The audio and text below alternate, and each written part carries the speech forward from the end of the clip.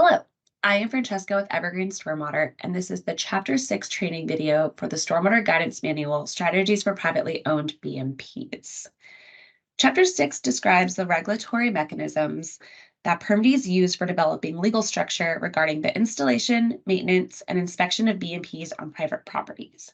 Regulatory mechanisms for BMPs on private properties are required in both the Eastern Washington and the Western Washington Phase 2 permits. These are also important because they give permittees the authority to enforce stormwater program provisions and help permittees remain compliant.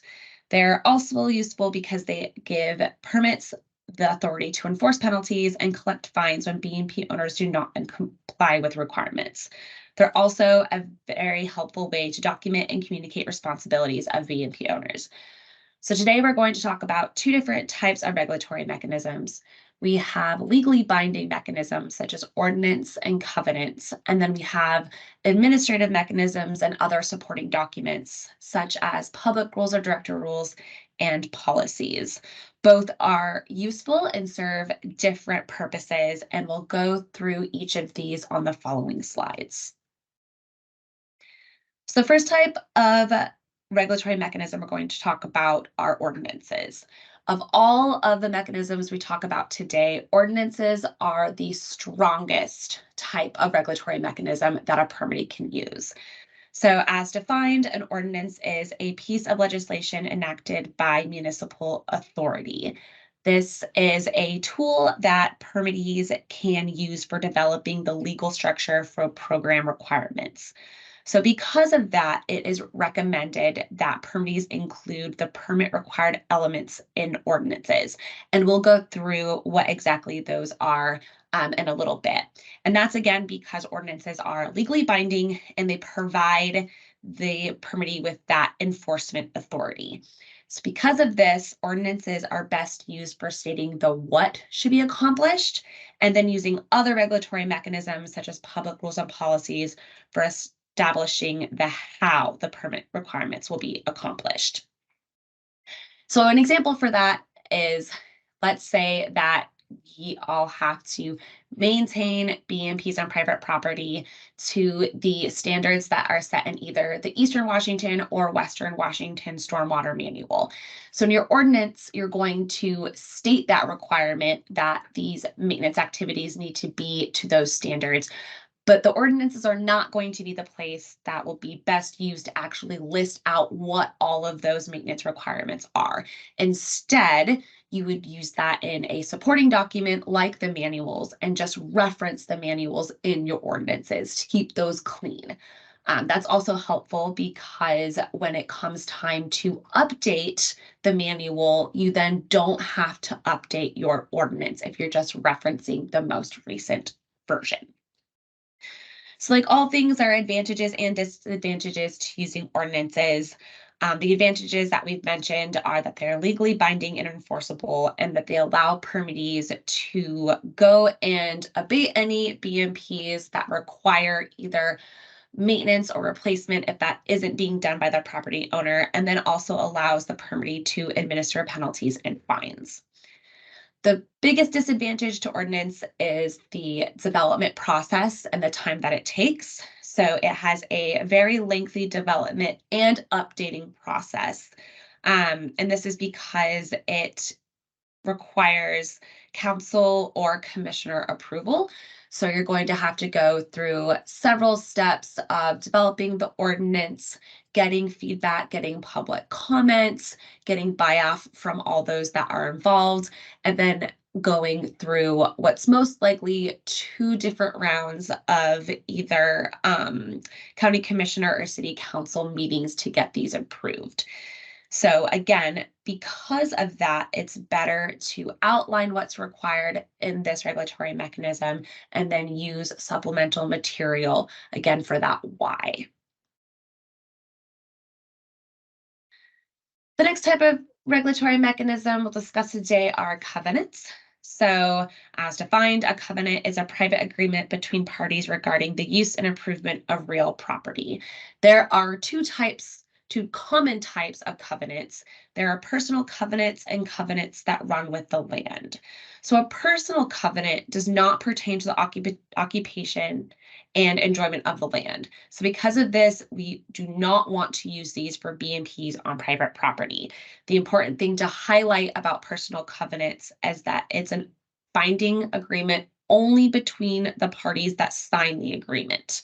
So if the initial property owner signs a personal covenant and then they sell their property and a new property owner comes in, the requirements of that covenant are then dead.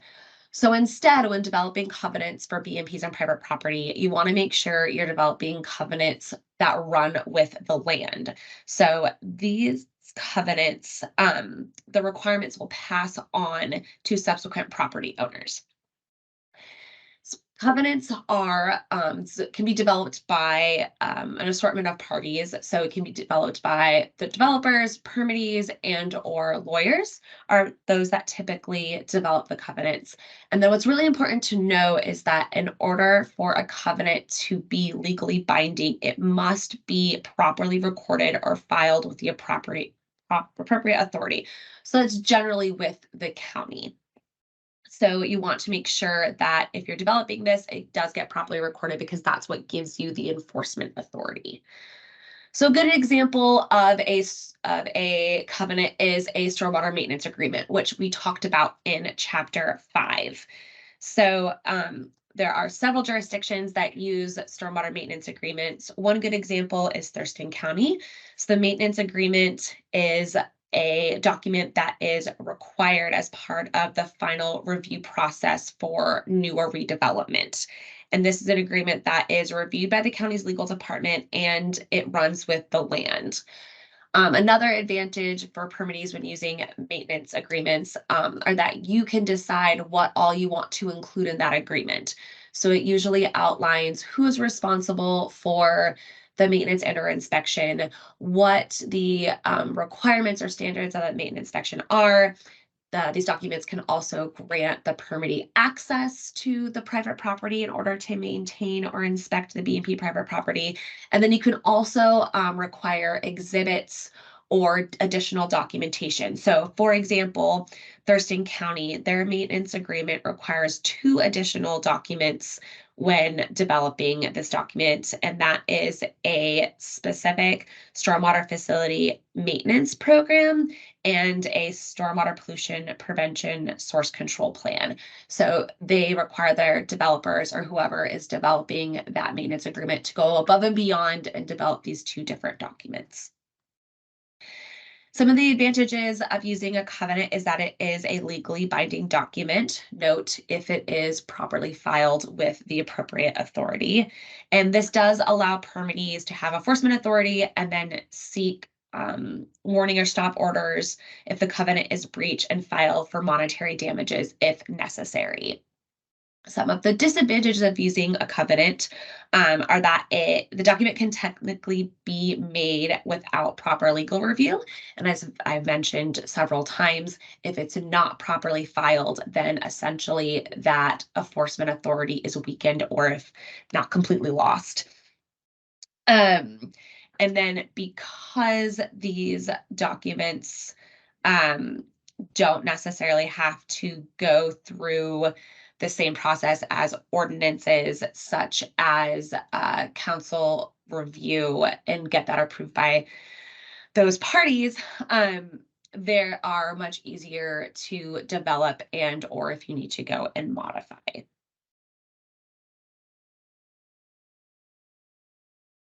The next type of regulatory mechanism that we will discuss are public rule or director's rules. So as defined, a public rules director rule is a department order, directive order, or regulation that has the force of law. So these are a little different than maintenance agreements and ordinances, and they are usually developed to assist with implementing new laws and providing detail on guidance for laws that have already been passed.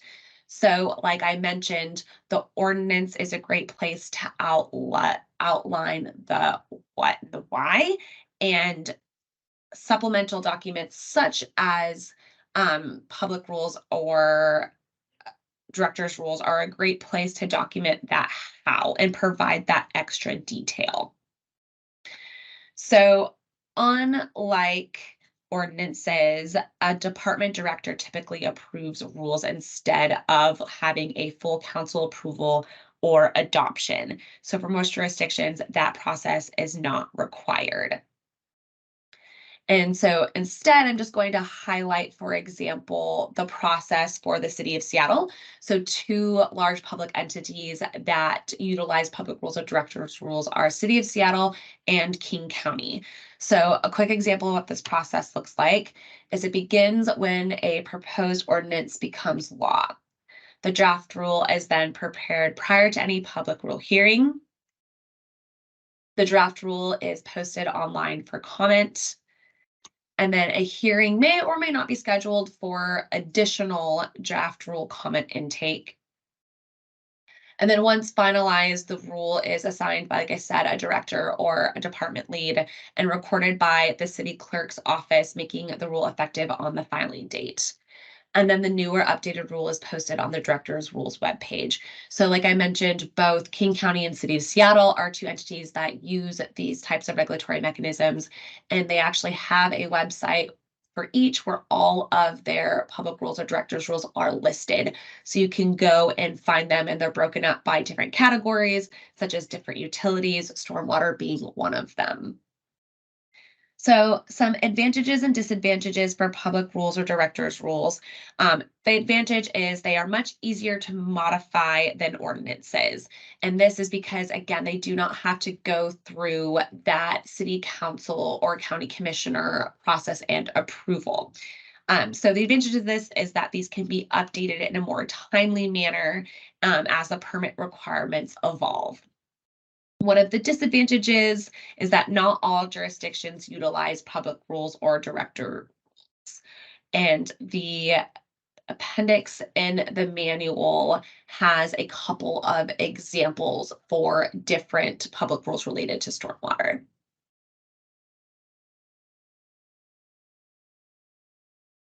The last regulatory mechanism that we will go over today is a policy. So a policy is a guiding principle, procedure, or strategy. So this, again, is different than ordinances or maintenance agreements. And the biggest difference is these are internal documents, and therefore they do not have enforcement authority. So instead of using for enforcement purposes, policies are generally used for defining standards and setting expectations. So for example, you could be creating a policy to develop an internal process for your program for BMPs on private properties. And that could include like the process of documenting ownership for BMPs on private property. So your policy could outline that it needs to be in the ordinance. It could outline that you need to have a maintenance agreement, and it could include the details of what all that maintenance agreement needs to include, who it needs to be approved by, and just outline the general process. Policies are also recommended for outlining education and outreach approaches and enforcement strategies. And we'll be talking about both of those topics in Chapter 8 and Chapter 9. Similar to public rules or director's rules, policies are also just approved by a higher authority, such as a director or department lead, and generally do not need to go through that city council approval, but it depends on the jurisdiction. So some of the advantages of policies are that they're relatively simple and easy to adopt compared to other regulatory mechanisms, especially ordinances. And they're also easier to modify. So it just helps your program keep these policies up to date as the permit evolves and changes. And then the main disadvantage for a policy is that it doesn't have any enforcement authority. So your program is going to need to have other regulatory mechanisms beyond just policies in order to be effective. So during our workshop, we took a survey to see what types of regulatory mechanisms those in the room used. And as you can see, of the 19 responses, 63% used both um, ordinances and covenants for enforcing BMP maintenance and inspection. And then you can see there was 0% the other. So 63% for both, 26% of respondents just used ordinances, and 11% just using covenants. Our next survey question was, does your jurisdiction supplement ordinances or covenants with other regulatory mechanisms? Of the 14 respondents, 57% said no, 29% said they used policies, 7% said they used public rule director's rules, and then another 7% said they supplemented with both policies and public rules and director's rules. I'm now going to walk through some of the components you want to consider when drafting ordinances. So we took this information from the Municipal Stormwater Management textbook that was developed by Depot and Reese. And I want to highlight that in the guidance manual, tables 6.3 and 6.4 have ordinance examples from both Eastern Washington and Western Washington permittees. So the elements that we are going to walk through are shown on the screen. The first of those being identifying gaps. So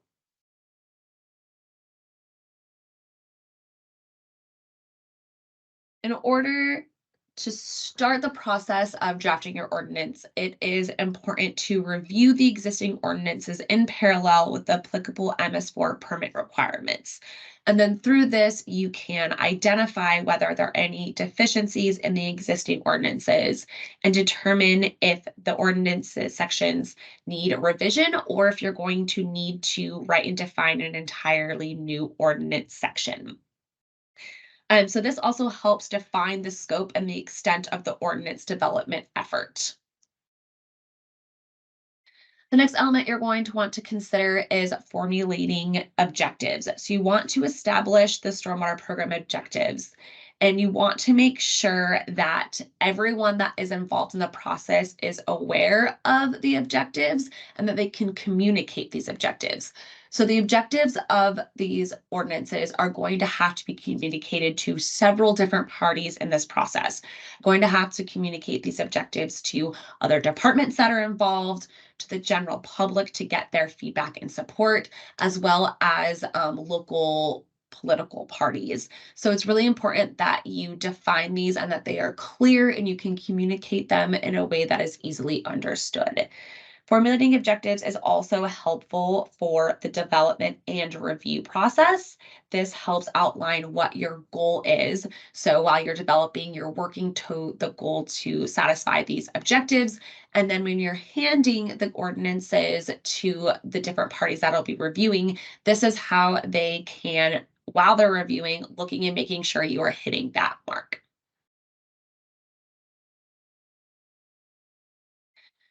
So when you're drafting the ordinances, you want to make sure that this is done collaboratively. So this is going to involve working with other departments such as engineering, public works, planning, environmental. Depending on the jurisdiction, there may be others. As I mentioned previously in the slides, you want to really use the ordinances to develop the what and the why, and therefore keep that technical information requiring more detail and possibly frequent updates and supporting materials. Like I mentioned the example previously, you want to outline those O&M standards as one of the manuals in the ordinance, but then keep all of the details regarding what the actual O&M process is and what the requirements are in those manuals themselves, and just reference it there. And then what's very, very important is involving your legal department throughout the whole development process, just to make sure that all of your ordinances are aligned with local, state, and federal laws. So earlier we talked about implementing those permit required elements. And so I want to quickly go over what those are. So in both permits, it talks about establishing specific regulatory mechanisms for the elements you see on the screen. So that's implementing appropriate stormwater BMPs, what the minimum technical requirements and design and maintenance standards are, having some form of ordinance that ensures that ongoing long-term maintenance and operation. You want the ordinances to provide authority for you as a permittee to go onto the private property in order to inspect and maintain. And then you want to make sure you're establishing those enforcement procedures so that you have something to point to while you have to, if you have to go out and employ any penalties or collect any fines. And again, examples are available for both Eastern Washington and Western Washington permittees in tables 6.3 and 6.4. Public participation. So you are going to have to incorporate public participation throughout this process. That may look like including citizens, developers, builders, realtors, politicians, consultants. The list goes on and is going to vary by each jurisdiction. And this is often facilitated through a public comment period and/or public hearings. So you may post these online and solicit feedback that way. You may do a public hearing either in person or virtually, but you need to establish how you're going to collect that public feedback. It's important to solicit feedback during multiple stages of this process. It is good to get feedback on in the initial development phase, because that is when you have some of these difficulties and challenges that pop up, and it is better to get feedback and smooth those out before you're getting to your final draft, in hopes that you're just trying to minimize any surprises or major pushback that you get through this process. And then lastly, again, in order for ordinances to be effective, they must be approved and adopted by the governing body. This generally is the county commissioner or the city council. Something that is important to remember is that not all elected officials may be aware of the importance of stormwater BMPs or the importance of what these ordinances are for. So keep that in mind and try to, again, develop and present these ordinances in a manner that is easily understood. And hopefully this will help you get that support that you're needing and make this approval process smoother. And then once these ordinances are approved, they are legally binding. There is a case study for the example of a maintenance agreement that is provided on the website. So please see that for more information.